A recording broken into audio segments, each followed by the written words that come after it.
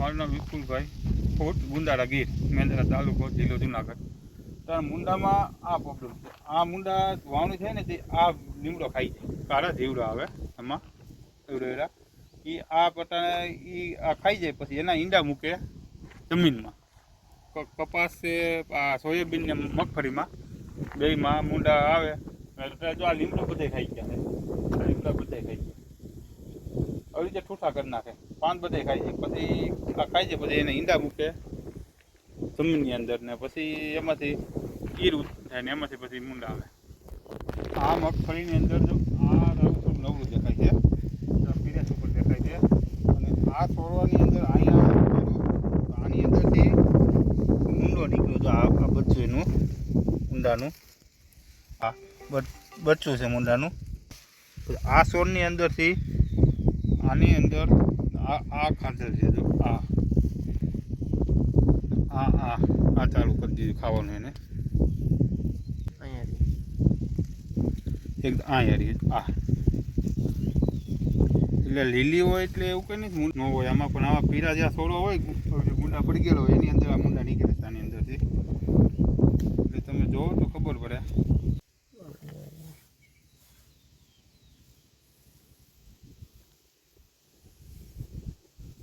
નાની અવસ્થાના મુંડા છે એ નીકળે છે. હા, બીજો નીકળો. આપણે આટલામાં 3 છોડવા પડે ને, 3 છોડવા પડ્યા. 3 છોડવાની નીચેથી એક એક મુંડો છે એ નીકળો. હજી જમીનમાં નીચેના ભાગે હોય, કારણ કે વરસાદ આજે હજી રહ્યો તો કદાચ નીચેના ભાગે હોય એ અલગ. એટલે ખેડૂત મિત્રો ખાસ જે છે પોતાના ખેતરની અંદર મગફળીનો પાક તમે વાવ્યો હોય કે બીજા કોઈ પણ પાક જે છે વાવેલા હોય તો એક વખત જે છે આવી રીતે જ્યાં તમને થોડોક નબળો મોલ દેખાતો હોય ત્યાં વ્યવસ્થિત ઉપાડી અને થોડાક ભાગની અંદર જે છે મગફળી કે કોઈ પણ પાક હોય એને ખોતરીને જોઈએ તો મુંડાનું છે સારું નિરીક્ષણ અને સારું નિયંત્રણ છે આપણે કરી શકશું. હા, એ તો અડસિયા બધા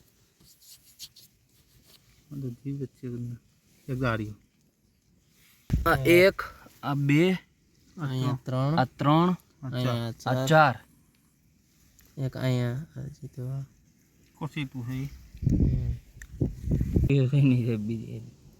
તો ખેડૂત મિત્રો તમે જોઈ શકો છો કે આપણે આ જે 1.5 થી 2 ફૂટનો જે એરિયા છે એની અંદરથી જ 10 થી 12 મુંડાઓ છે નીકળેલા જોવા મળી રહ્યા છે. નમસ્કાર ખેડૂત મિત્રો, આ ગીરનું જે છે ગુંદાળા ગામ છે. અહીંયા તાલુકો જે છે મેંદરા લાગુ પડે છે. અને આપ મગફળી જોઈ શકો છો એકદમ લીલી છમ છે. આજે મગફળી આ વિપુલભાઈ કેટલા દિવસની થઈ? 70 દિવસ આજુબાજુની મગફળી થઈ ગઈ છે. અને આ મગફળીનું જે છે નિરીક્ષણ કરવા માટે ખાસ જે છે આજે એસએમએલ પરિવાર જે છે એ ગુંદાળા ગામની અંદર પહોંચ્યો છે. થોડાક ભાગની અંદરથી વીક મગફળી દેખાતી હતી, મુંડાનું તારણ નીકળતા, કારણ કે છોડવાઓ જે છે પીડાશ પકડતા હતા. અને નીચે જે છે જોવો તમે મગફળી પણ જે છે સારી એવી થઈ ગઈ છે, સુયા પણ સારી એવી માત્રામાં બેસી ગયા છે, વિકાસ સારો છે, ઓલ ઓવર મગફળી ખૂબ સારી. પરંતુ થોડોક જે છે એવો ભાગ દેખાતો હોઈ શકે.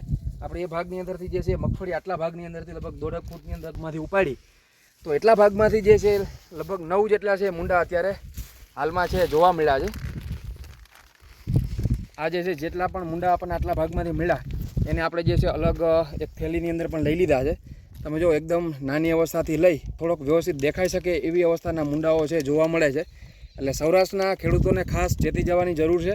પાકની અંદર આપણો છૂપો દુશ્મન એટલે કે મુંડા ક્યાંક નુકસાન તો જે છે આપણા ખેતરમાં નથી કરી રહ્યા ને, તો ખાસ આવી રીતે જે છે નિરીક્ષણ લઈ અને મુંડાને જે છે આપણે કંટ્રોલ કરવા માટે યોગ્ય માવજત કરીએ. આપણી સાથે જે છે વિપુલભાઈ પોતે જે છે ખેડૂત છે, 20 વર્ષથી જે છે મગફળી જેવા પાકની ખેતી કરે છે. તો વિપુલભાઈ, મુંડાના કંટ્રોલ માટે જે છે દર વર્ષે તમે શું કરો છો?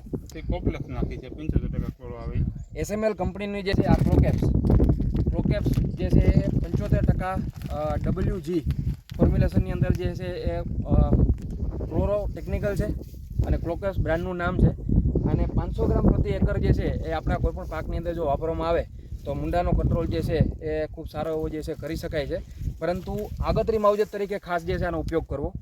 જેમ કે મગફળી જે છે તમારી 25-30 દિવસની થઈ હોય, 35 દિવસની થઈ હોય, નુકસાન ન દેખાતો હોય પણ આ રીતે નિરીક્ષણ કરી અને જે છે મુંડાને ઓળખવામાં આવે, એનું જે છે એનું નુકસાન જે છે ધ્યાનમાં આવે તો ખાસ જે છે આ ક્લોકેપ્સ પ્રોડક્ટ 500 ગ્રામ પ્રતિ એકર એટલે કે 16 ગુઠાનો જો વીઘો હોય તો તો 200 ગ્રામ જે છે વીઘે ખાતર ભેગું અથવા તો જે છે ઝીણી રેતી ભેગું જે છે ભેળવી અને જો આપવામાં આવે અને પાછળથી પાણી આપવામાં આવે અથવા તો વરસાદ થાય ઝરમર તો એ જે છે પ્રોડક્ટ ખૂબ સારું જે છે કામ કરી અને નાની અવસ્થાના જે છે મુંડાને જ કંટ્રોલ કરવાનો જે છે આપણે ટાર્ગેટ કરવો જોઈએ અને એના માટે ખાસ અગત્યની પ્રોડક્ટ જે છે ક્લોકેપ્સ છે.